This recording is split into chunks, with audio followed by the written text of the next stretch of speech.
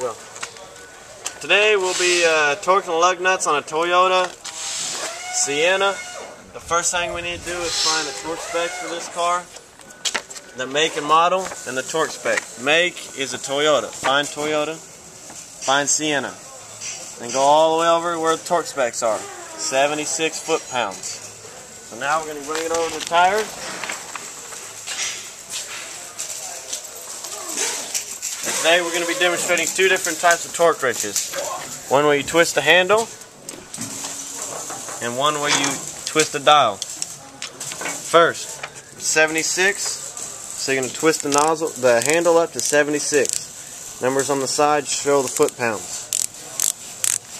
Twist up till you find 76 or 70.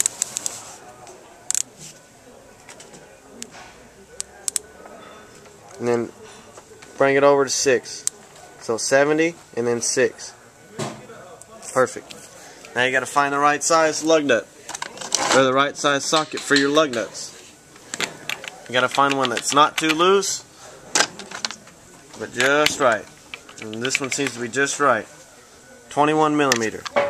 Put on your torque wrench, make sure you're on tightening. And when you're torquing your lug nuts, make sure the tire is about waist level.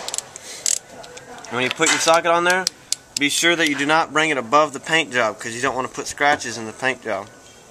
Bring it below the paint job so you can put your body into it rather than using your arm. Now the way you use the torque wrench is you snap it. Once you hear a click in the torque wrench, you know that you have put 76 foot-pounds on the lug nut. The most important things you need to do is the star pattern. This ensures that the lug nuts get properly torqued and that you do not warp the rotors. So, put on the top one. Snap. Snap. Snap. Snap. And snap. The next type, we have a dial-o-matic one. Now we'll be using the dial. Make sure you do it up. You put on your socket, and then you take the lock off, and then you twist it to 76. There's 75. You go one notch over, 76. Then you put it on star pattern.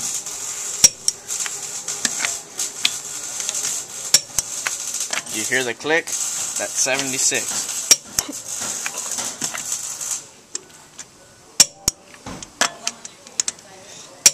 And that's how you torque your lug nuts. And when you get done with all your tools, you zero them out. Be sure you zero them out so it's not to stretch the springs inside of the torque wrench. And then you zero this one out. Then you put the lock back on, and then you're done. And you clean your tools and put them up. And that is how you successfully torque lug nuts. Yeah.